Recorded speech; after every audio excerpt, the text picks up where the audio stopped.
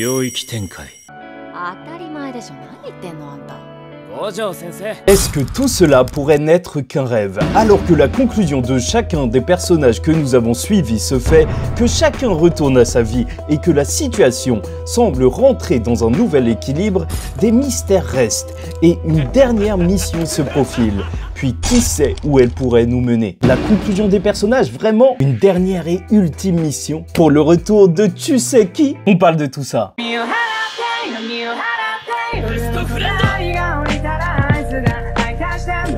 領域展開。それでいい。 Mesdames et messieurs, ici Chage et on se retrouve aujourd'hui pour la review du chapitre 270 de Jujutsu Kaisen, la fin du rêve. Et c'est vrai que ce chapitre a cet étrange goût de finalité mais particulier. Fin ou début d'un nouveau cycle, va-t-on avoir une partie 2? Car officiellement il y a une annonce la semaine prochaine, ou peut-être que c'est juste une théière Jujutsu Kaisen. Pour rappel, la grande annonce de fin de My Hero Academia était un sondage de popularité, donc je l'espère. Tout sauf ça. Quoi qu'il en soit, on en parlera, ce sera notre dernière review officielle de Jujutsu Kaisen et je t'invite à liker ou disliker la vidéo, commenter, donner ton avis en commentaire, t'abonner si tu n'es pas encore abonné car une fois le manga terminé, on a une image d'ensemble, la critique peut arriver, les grosses analyses de personnages aussi. Message de Chage du futur en plein montage, je vous arrête une minute car je dois vous le dire, lundi il y aura une énorme théorie sur la chaîne qui risque de vous retourner le cerveau et j'ai déjà très hâte d'avoir votre avis. Bref, commençons tout de suite avec « Ils vécurent tous heureux, mais vraiment ?» Car on a le droit lors de ce chapitre à une conclusion de chaque personnage où ils vivent littéralement leurs rêves. Et c'est pour ça, véritable conclusion, ça se discute, on résume ça puis on en parle. Tout va commencer par Megumi dont la boussole morale et son but depuis le début était de sauver sa sœur. Mission un peu échouée étant donné qu'il a tué de ses propres mains quand Sukuna le possédait. Il se trouve désormais sur sa tombe, pouvant ainsi lui faire ses adieux. Shoko s'est occupée de l'incinération et elle en profite pour dire qu'elle aurait aimé qu'on lui laisse s'occuper de celle de Geto et c'est sûrement Gojo qui avait refusé. Elle n'a pas besoin de remerciements car elle se dit qu'elle rend beau les gens dans la vie après la mort, même si elle n'y croit pas à cette vie. Et c'est d'ailleurs aussi peut-être une conclusion pour Shoko qui jette ses cigarettes et j'aime à penser que, comme on l'a vu durant le combat de Gojo, elle fumait en étant inquiète pour ses proches et maintenant elle ne se fait plus de soucis. Peut-être parce qu'elle a plus de proches, ou peut-être qu'elle a enfin vu la lumière et qu'elle veut vivre un petit peu plus longtemps. On apprend que Tengen a été retrouvé dans les restes de Sukuna s'étant détaché du corps de Megumi. Et c'est donc à Gakukanji de gérer le reste. Il explique à Nita et Utahime que les barrières de Tengen devraient rester intactes tant que les restes de Sukuna sont préservés. Pour rappel, Tengen utilisait le corps de Sukuna à un point clé comme catalyseur, qui sait. Mais alors que ses accompagnatrices lui proposent de prendre des mesures et contre-mesures au cas où la barrière s'effondrait, il dit que ce n'est pas nécessaire de se presser et ils sont jeunes, ils ne devraient pas s'inquiéter pour ça pour l'instant. Ce qui change énormément du vieux du début de la série qui voulait exécuter à tout prix Yuji Itadori, qu'il soit jeune ou non. Oui, ce chapitre nous montre bien l'évolution de ce vieillard, même si l'évolution est drastique. On verra même une petite case de Norito Shikamo qui avait décidé de rejoindre sa mère pour faire partie de sa nouvelle famille. Et ok, pas grand chose à commenter, il en profite, enfin c'est ce qu'il comptait pour lui et il a fui face à Sukuna, c'est tout ce qu'on retiendra. Du côté de Maki, elle se retrouve avec Katana à qui elle en offre un justement et Sumo, elle les informe que l'ange et Yuji vont s'occuper des incarnés et Katana lui dira avant de partir qu'il faudra qu'elle vienne pour qu'ils soient battus. Comme eux, pour rappel, l'ange pouvait désincarner les personnes avec son sort qui nullifie les autres sorts et Yuji aussi en découpant les liens entre âme et corps. Maki va même leur donner une astuce pour se cacher car les fléaux sont officiellement restreints à Tokyo et ceux du Japon vont s'y diriger. Ce sera donc un bon endroit pour se cacher étant donné que personne va traîner là-bas. Comme quoi après tout le monstre du clan Zenin qui a abattu sa propre famille avait un cœur au final et elle le montre face à ces personnes qui l'ont aidé à grandir. Du côté de Charles, le mangaka français, il est en train de réaliser son rêve avec son éditeur à ses côtés et il vante même le mérite des mangas papier qui sont un bon retour pour les auteurs et même pour se confronter à d'autres auteurs dans des magazines, ça peut être bénéfique, le point de vue de Gege Akutami. Puis c'est peut-être là qu'on arrive à la partie la plus mystérieuse de toutes ces conclusions. Avec un Takaba bossant son spectacle, ne voulons pas faire de l'humour trop enfantin comme dans Pyun Maru, un dessin animé de l'ancienne génération, puis il n'est pas seul et ils vont répéter. Oui, il est encore vivant, mais surtout le plus fou, c'est qu'il n'est pas seul et derrière la bulle se cache un personnage avec la même chevelure que Geto. Donc je vais pas dire qu'il a ramené Kenjaku à la vie, car il se disait que c'était marrant de continuer les spectacles, mais quand même, je vais le dire. Est-ce que c'est ça la punition de Kenjaku au final, devoir faire des spectacles avec Takaba? Au passage, je ne le répéterai jamais assez. Leur combat était génial pour moi. C'était super inventif, décontenançant de voir quelque chose d'aussi étrange, mais c'était aussi parfait pour Kenjaku, motivé par sa curiosité insatiable. Il est tombé face à un monstre à observer. Et est-ce qu'au final, ça veut dire que Yuji aura l'occasion de parler avec sa mère, son géniteur Kenjaku, ou peut-être qu'il devra parler avec même son beau-père, vu que Takaba et Kenjaku vont se marier. Oui, parfois, on va trop loin. Et puis, on a Amai, ancien camarade de Yuji, l'harceleur qui s'est fait martyriser à son tour durant la traque mortelle et a aidé le groupe par la suite avec sa capacité à faire du sucre en les régénérant un peu. Bref, de son côté, il essaye alors de s'excuser après tout ce qu'il a vécu envers celui qu'il harcelait. Mais par peur, le type s'enfuit. Et franchement, si ça, c'est pas du grand réalisme, c'est à la fois triste qu'il s'enfuit et un petit peu marrant, mais bon, c'est à cause du traumatisme. Mais quand même, entre Junpei et Amai, c'est vrai que Jujutsu Kaisen nous parle aussi d'harcèlement, et c'est peut-être une leçon à retenir, c'est que se faire pardonner, c'est pas si simple que ça, donc évitez. Enfin, évitons d'harceler des personnes, hein, pas d'essayer de se faire pardonner. En avant-dernier, on a alors Higuruma qui, malgré ses crimes d'avoir attaqué tout le monde, car il ne croyait plus en la justice pendant un procès, et je vous le rappelle, en plus, il était un des joueurs de la traque mortelle avec le plus de points, donc il avait tué énormément de monde, et bien malgré ça, les poursuites sont abandonnées. Les dirigeants du monde de l'exorcisme ont aidé, car ils le veulent en tant qu'exorciste. Et sa collègue est partante pour continuer le procès face à lui. Il répondra de ses crimes. Et je vous le dis, et je le répète, j'aime à imaginer que c'est Higuruma qui gérera tout l'aspect politique des exorcistes par le futur. Et on termine donc sur Anna qui s'est dévoilée involontairement à Megumi vu qu'elle était tombée dans le piège nul, mais nul de Sukuna, et Megumi veut assumer cette responsabilité de l'avoir piégée au niveau du cœur et veut désormais être son bras droit, sûrement en l'aidant à désincarner les joueurs de la traque, mais elle pense qu'il est en train de parler de mariage.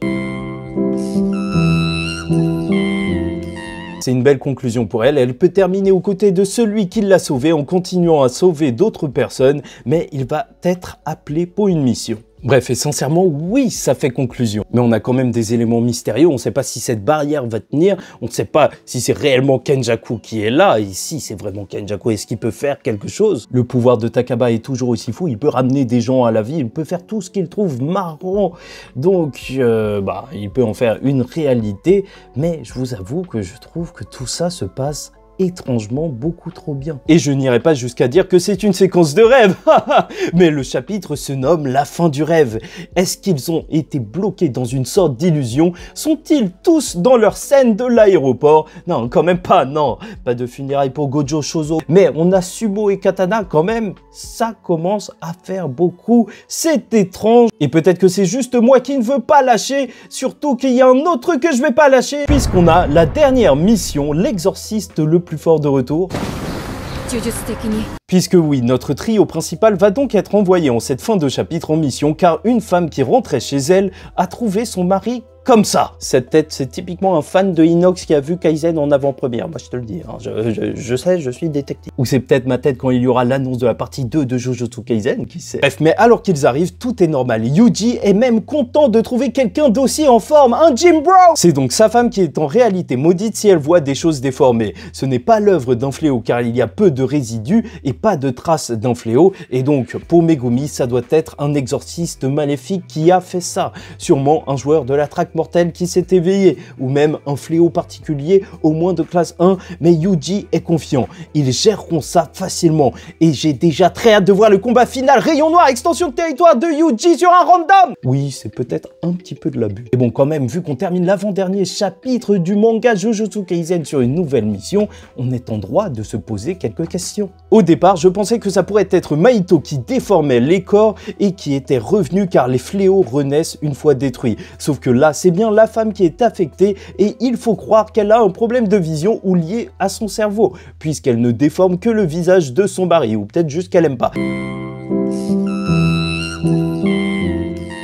Et bon, ça y est, ça recommence. Le cirque de Chage! car on n'en connaît pas des milliards des exorcismes pouvant affecter le cerveau d'une personne. Et en réalité, on en connaît plus ou moins qu'un seul avec le grand Gojo Satoru. En effet, si ce n'est pas un nouveau personnage, en plus de l'horloge qui pointait des nombres en référence au retour de Gojo lors du dernier chapitre, car l'heure était exactement le numéro du chapitre de la sortie de la prison de Gojo, et toutes les nombreuses références qu'on a eues ici et là, on pourrait avoir le Gojo qui reviendrait en ayant tout sacrifié, un de ses yeux, et ainsi ayant perdu énormément de force. Et puis le problème avec cette femme pourrait être dû au fait qu'il a désormais du mal à contrôler son pouvoir. Certains parlent de la réincarnation du sixième œil et de l'infini, mais normalement ça arrive sur un bébé du clan, donc je ne pense pas que ça puisse être le nouveau Gojo qui s'est attaqué à cette pauvre femme. Donc soit c'est vraiment Gojo, soit ça pourrait même être un esprit vengeur de Gojo. Et je sais que ça semble bizarre,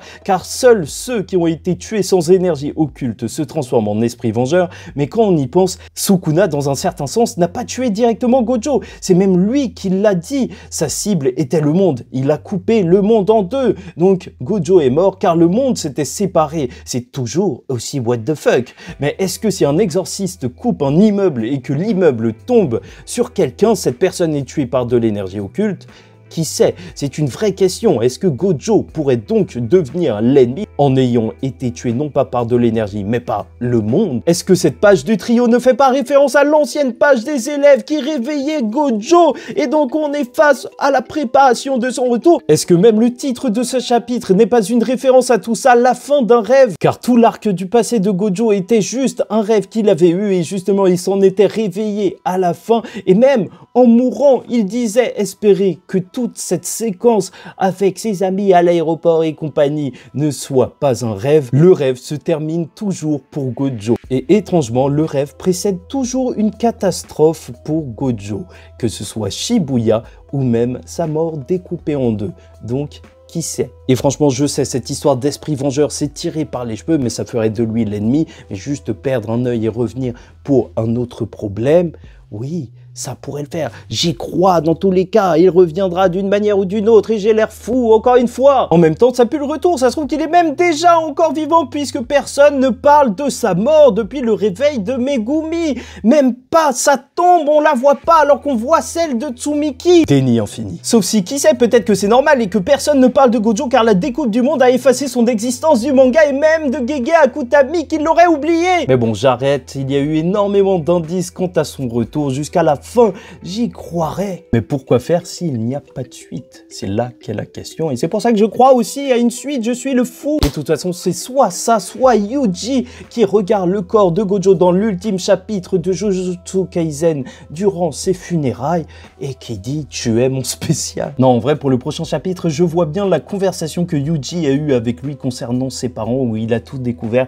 par rapport à Kenjaku. Mais bon, encore une fois, ce chapitre est étrange, on dirait vraiment un rêve. Est-ce que la grande annonce de la semaine prochaine sera le fameux ballet Gojo qui va sortir? Est-ce vraiment un rêve ou juste une fin? En réalité, on en sait peu sur le nouvel équilibre, la situation du monde, mais ça suffit en réalité. Si Gege Akutami veut continuer, je pense qu'il le peut. Franchement, il y a du lore à exploiter, les trois grands esprits vengeurs, c'est peut-être les seuls ennemis dignes de ce nom pour une suite. On verra bien, je vous avoue, je deviens fou, je sais plus quoi penser, j'ai hâte de le découvrir. Parfois, je me dis oui, il y aura une suite, parfois non, les principales questions sont répondues en réalité, donc ça pourrait se terminer comme ça. Enfin bref, dites-moi ce que vous en pensez, on se retrouve... Bah c'est encore le charge de montage et je vous le dis, on se retrouve lundi et pas pour le chapitre de la semaine prochaine. Enfin si, mais on se retrouve avant. Et globalement, le chapitre 271 de Jujutsu Kaisen est la fin d'un rêve, ou plutôt d'un cauchemar. Une nouvelle organisation se met en place et tout se conclut pour chacun. Megumi n'a peut-être pas réussi à sauver sa sœur, mais il peut continuer à aider autrui accompagné de ses camarades. Takaba peut jouer la comédie, l'ange être avec celui qu'elle aime et chacun continue sa vie.